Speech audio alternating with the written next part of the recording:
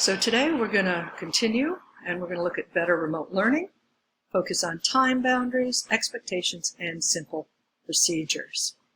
Okay?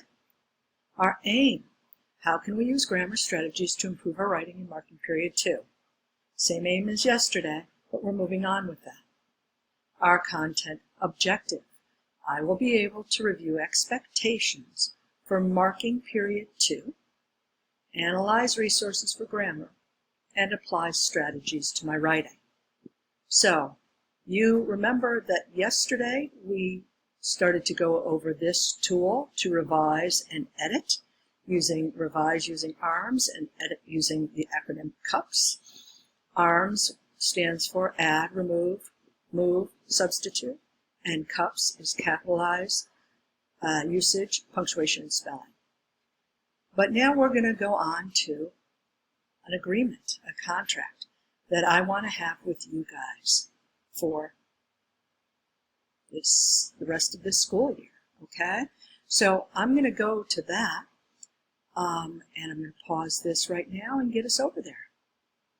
So here we are in student contract for marking period 2, and basically you're just going to put in your first and last name. Part of this is to see if you can follow directions. First and last name, and then your TCA email, okay? So the first question is a drop down. You will see it differently. Let me go to that view. This is better. So the first question is, or a statement: my teacher is asking students to show their faces on Google Meet, if we are comfortable. This allows her to do faster, check for understanding, and holds students more accountable. So you guys are going to select your answer.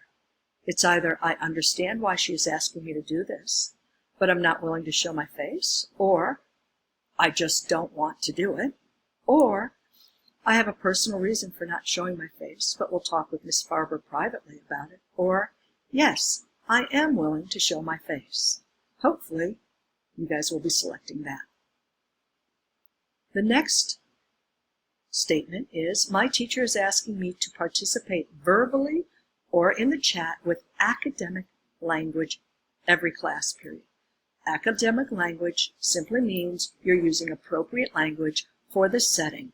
No cursing, no saying, ho, yay, what's up, bro, none of that. We're using proper language. So you would choose one of these responses. Yeah, I can do that. I'm willing to try, but may need reminders. I'm unable to do this, or I just don't want to.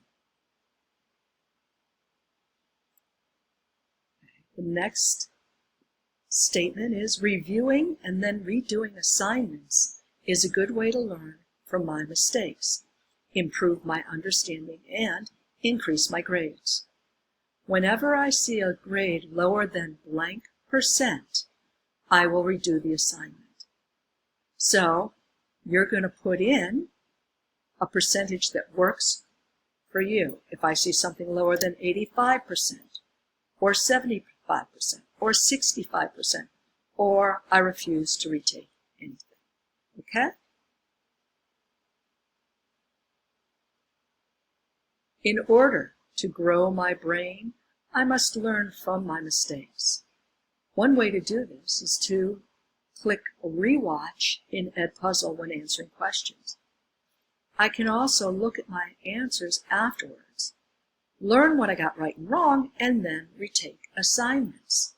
Right? And this image shows us that sometimes we try and we fail, but we try again. So we try and fail, try again, and eventually we lead to success. So you're going to rewatch Edpuzzle? Yeah, I can do that. Or I get frustrated when I make mistakes, but I'm willing to try. Or I'm unable to do this because I get too frustrated, or I just don't want to. My teacher said, phones off, no listening to music, no gaming, etc. And your response is, I understand why she is asking this of me, and I will follow this rule.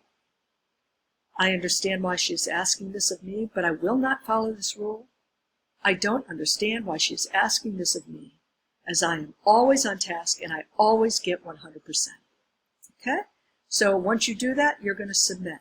Be mindful that depending on your answers, I will be reaching out to your family at home, your parents, mom, dad, grandma, grandpa, just to discuss some answers with them, okay? Get this done, and then we'll move on to the next part of the assignment.